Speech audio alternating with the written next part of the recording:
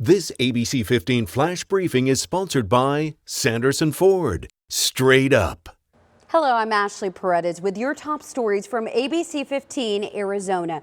We start off with anger and frustration over a slow police response in Uvalde, Texas. It's impacting a community already struggling with the reality of the lives lost. Faith and community leaders now stepping up to help people grieving to find peace while dealing with the revelations of what happened. Tomorrow, a Uvalde pastor will stand before his congregation for the first time since the shooting.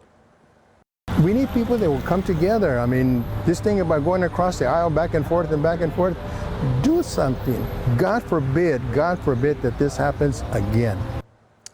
We might be 900 miles away, but there are ways you can help the community of Uvalde. The school district opened an account to support families impacted by the tragedy. You can donate through Zelle or send a check. United Way also set up a fund to support the victims' families with mental health resources.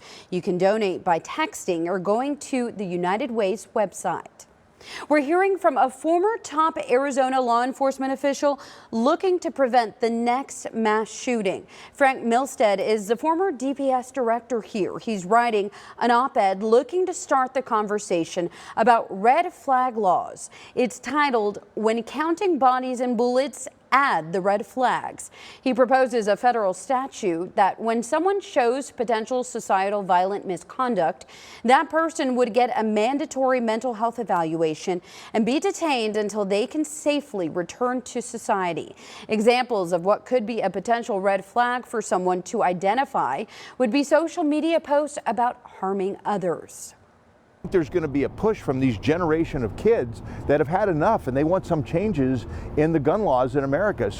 And I think that's coming sooner than later. And it doesn't matter what Frank Milstead thinks. It matters what the voters think. It matters what these kids think. And they're the voters in the generation to come. Milstead hopes to meet with lawmakers and other stakeholders for a summit leading up to the election in November. Right now, the baby formula shortage is arguably hitting our state harder than any other. Data Assembly tracks the supply of formula, finding nearly 90% of it is out of stock around the valley. That's compared to 70% nationwide. Governor Doug Ducey is now joining 18 other governors calling for action to help increase the supply. They want tariffs and trade restrictions lifted on formula and the FDA to update labeling standards on international formula, educating parents on what can and can't be substituted.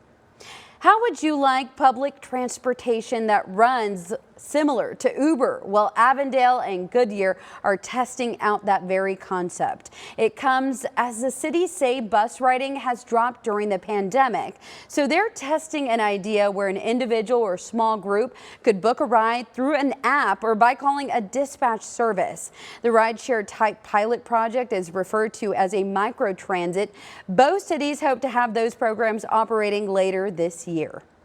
Flash flooding, hundreds of homes and businesses in Flagstaff at risk again along the museum fire burn scar. The area near the base of Mount Eldon hit hard by flooding several times last year. Neighbors now taking action to rebuild sandbag walls along their Grandview neighborhood. The city delivering new sandbags. Some of the old ones are weathered, torn, useless, and become a burden.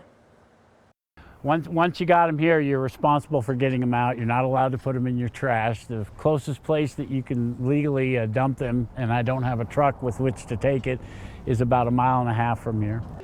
City officials say they've taken steps to widen the wash. That much of the water travels down, but we're told the biggest problem here is city drains. They are simply not big enough. Tracking your most accurate forecast on this Saturday, I'm meteorologist Jorge Torres. Temperatures are going to be cooling down gradually over the next several days, including for your Sunday, starting off with temperatures in the morning around 74 degrees at 6 o'clock, climbing into the upper 80s by midday and expecting a high around 95 degrees, but it will be breezy once again like Saturday with gusts around 30 miles per hour. And because of the high winds, we're expecting low humidity and dry fuels across the majority of the state. Red flag warnings do continue, so outdoor burning is highly discouraged again for most of the state. Forecast showing temperatures tomorrow dropping into the upper 60s in Flagstaff, 70s in Heber and Show Low, near 80 in Payson, 84 in Globe, and mid-90s to the west from Yuma all the way to Lake Havasu City, too. Here's your 7-day forecast. Temperatures remaining in the mid-90s all the way through Memorial Day here in the valley, near 100 on Tuesday, then heating up the rest of the week with highs between 104 and 106 Wednesday through Friday. In the high country, staying windy but cooler with highs in the 60s through Monday, then back in the 70s by Tuesday and Wednesday. For the latest headlines, weather, and traffic, head to ABC15.com or download the free ABC15 mobile app. This ABC 15 Flash Briefing is sponsored by Sanderson Ford. Straight up.